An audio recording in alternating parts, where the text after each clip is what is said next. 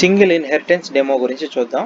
అయితే single inheritance మనకి ఇక్కడ ఏమేం క్లాసెస్ ఉన్నాయి, ఎలా డిఫైన్ అయి ఉన్నాయి అన్నిటినీ ఒకసారి చెక్ చేద్దాం.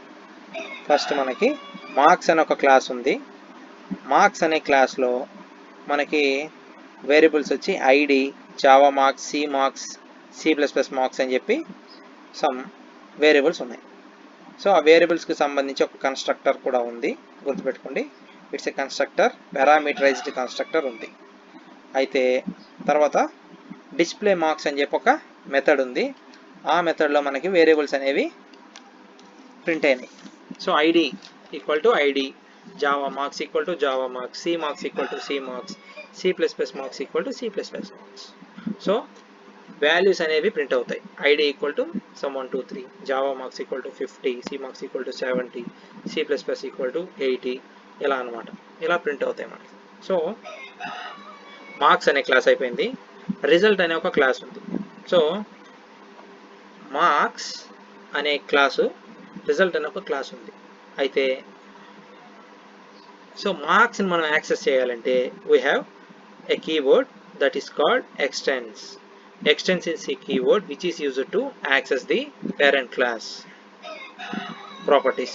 So parent class properties child class properties లో యూస్ చేసుకోవాలంటే మనకి extends keyword అని యూస్ చేయాలి. అయితే రిజల్ట్ అనే క్లాస్కి మార్క్స్ అనే క్లాస్ని ఎక్స్టెండ్ చేసిన దానివల్ల రిజల్ట్ అనే క్లాస్లో పైన నుంచి వేరియబుల్స్ అన్నీ యాక్సెస్ అవుతాయి, మెథడ్స్ అన్నీ యాక్సెస్ అవుతాయి.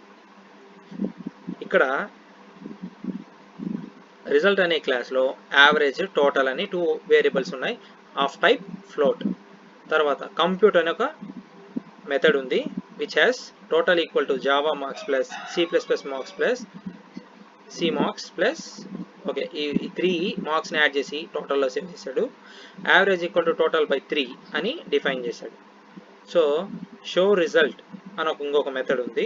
కంప్యూటర్ అనే ఒక మెథడ్లో మనకి ఆపరేషన్స్, టోటల్కి యావరేజ్కి 2 ఫార్ములాస్ రన్ అయినాయి. సో షో రిజల్ట్లో ఆ 2 వాల్యూస్ని ప్రింట్ చేస్తున్నాడు. So displaying total and average marks of A user అనమాట. అయితే సింగిల్ ఇన్హెరిటెన్స్ అని ఒక డెమో ఉంది. మెయిన్ క్లాస్ని మనం డిఫైన్ చేయాలి కదా. సో మెయిన్ క్లాస్ని సపరేట్ క్లాస్లో రాశారు. ఈ సపరేట్ క్లాస్లో సింగిల్ ఇన్హెరిటెన్స్ డెమో అని చెప్పి తీసుకుంటున్నాం.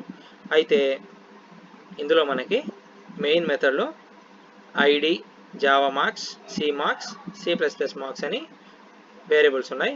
IDs of type integer, Java marks, C marks and C++ marks of type float. అయితే స్కానర్ అనే క్లాస్ని యూజ్ చేసి మనం ఇక్కడ డేటాని తీసుకుంటున్నారు. So scanner s equal to new scanner of system.in అని డిఫైన్ చేసాం. సో యూజర్ని ఎంటర్ ఐడిని అడుగుతున్నారు.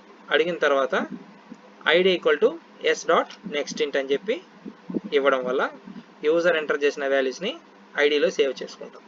సో నెక్స్ట్ వన్, ఇక్కడ మనకి ప్రింట్ అయ్యే విధానం చూడండి. ఎంటర్ ఐడి, ఇట్స్ ప్రింట్, గుర్తుపెట్టుకోండి ఈ system.out.print. So every line single లైన్లో వస్తుంది. సో ఎంటర్ ఐడి, కర్సర్ అనేది ఇక్కడే ఉంటుంది, ఆ లైన్ పక్కనే ఉంటుంది. అయితే ఇక్కడ ఒక కోలన్ ఇద్దాం, ఇక్కడ కూడా ఒక కోలన్ ఇద్దాం. సో న్యూ లైన్కి రావాలి కాబట్టి ఇక్కడ న్యూ లైన్ క్యారెక్టర్ని రాశాను. అయితే ఎంటర్ సి మార్క్స్ అని చెప్పి అడుగుతుంది. తర్వాత మళ్ళీ new line character data enter చేసిన తర్వాత మళ్ళీ సి మార్క్స్లోకి సేవ్ అవుతుంది. తర్వాత ఎంటర్ C++ మార్క్స్. అలా అన్ని వేరియబుల్స్ని సెట్ చేసిన తర్వాత రిజల్ట్ క్లాస్కి ఆబ్జెక్ట్ని క్రియేట్ చేస్తున్నాను. Result RS equal to new result.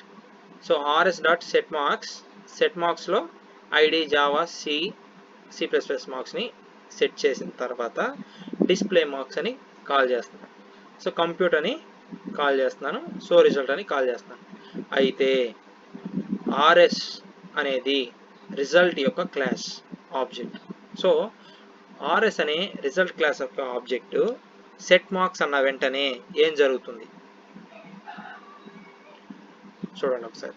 Set marks అన్న వెంటనే RS.set marks,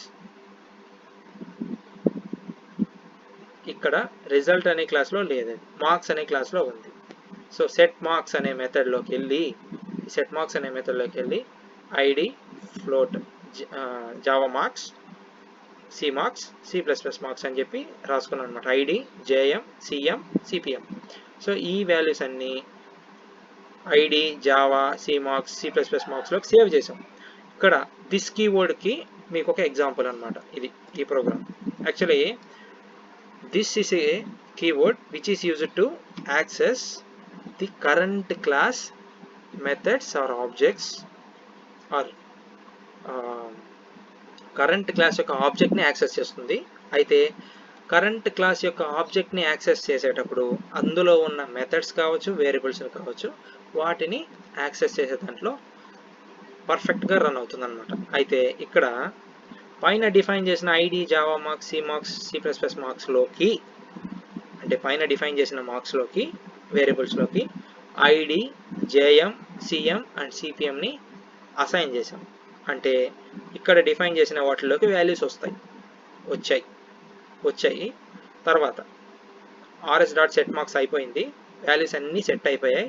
తర్వాత డిస్ప్లే మార్క్స్ అని చెప్పి, డిస్ప్లే మార్క్స్ మనకి మార్క్స్ అనే దాంట్లోనే ఉన్నాయి. So public void display marks.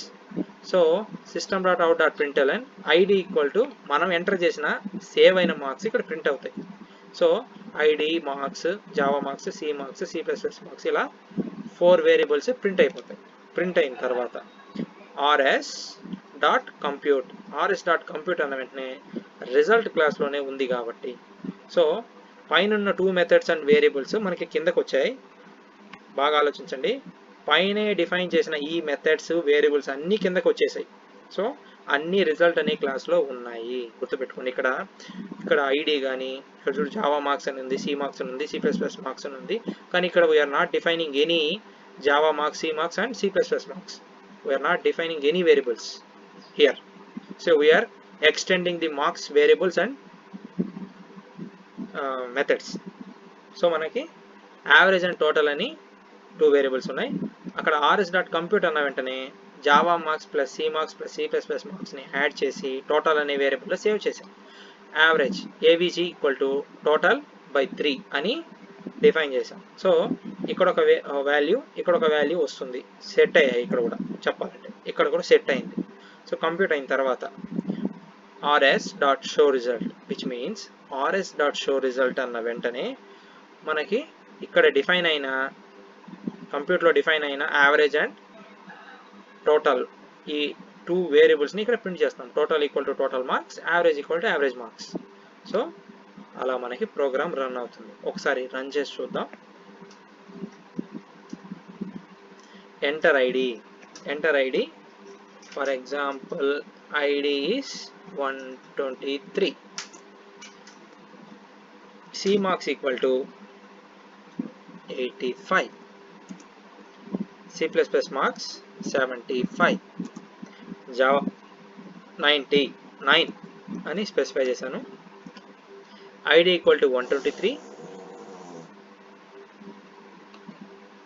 Java marks equal to 99, C marks equal to 85, C++ marks equal to 75, total equal to 259 and average equal to 86.33336 అని మనకి define అయింది. ఇలా మనం సింగిల్ ఇన్హెరిటెన్స్ ప్రాబ్లమ్ని ఐడెంటిఫై చేస్తాం. సో ఇక్కడ మీరు గుర్తుపెట్టుకోవాల్సింది ఏమి అంటే చాలా కాన్సెప్ట్స్ ఉన్నాయి. అయితే మార్క్స్లో మనకి మార్క్స్ అనేది రిజల్ట్కి చాలా ఇంపార్టెంట్ అనమాట. థీమ్ని గుర్తుపెట్టుకుందాం. ఇప్పుడు థీమ్ గురించి చెప్తాను. మార్క్స్ అనేది రిజల్ట్కి చాలా నీడ్. అయితే మార్క్స్ ఉంటేనే రిజల్ట్ వస్తుంది. సో మార్క్స్లో మనకి ఐడి అని ఒక నెంబర్ తీసుకున్నాం. ఫర్ ఎగ్జాంపుల్కి ఐడి అంటే ఏం లేదు, మీరు ఇచ్చే హాల్ టికెట్ నెంబర్. సో మీరు ఇచ్చే హాల్ టికెట్ నెంబర్ని ఐడిగా తీసుకుంటున్నాం. సో హాల్ టికెట్ నెంబర్ని ఐడిగా తీసుకొని సో మార్క్స్ అన్నిటిని అప్లోడ్ చేస్తారు యూనివర్సిటీ వాళ్ళు. అయితే యూనివర్సిటీ వాళ్ళు అప్లోడ్ చేసిన మార్క్స్ని మార్క్స్లో సేవ్ చేసుకుంటారు. ఎప్పుడైతే రిజల్ట్ ఇస్తారో అంటే ఈ మార్క్స్ అన్ని కరెక్షన్ చేసిన కరెక్షన్ చేసిన ఎగ్జామినర్ మనకి మార్క్స్ వేస్తాడు. మార్క్స్ వేసినప్పుడు మార్క్స్ డేటాబేస్లో సేవ్ అవుతాయి. సో రిజల్ట్ అనేది ఇష్యూ చేసేటప్పుడు అతని టోటల్ మార్క్స్ ఏమి, యావరేజ్ మార్క్స్ ఏమి, డిస్ప్లే మార్క్స్ ఏమి అని డిస్ప్లే చేస్తాం. సో రిజల్ట్లో మనకి మార్క్స్ ఉంటాయి. That's why we are taking as example of marks and result. So single ఇన్హెరిటెన్స్కి this is the best example for doing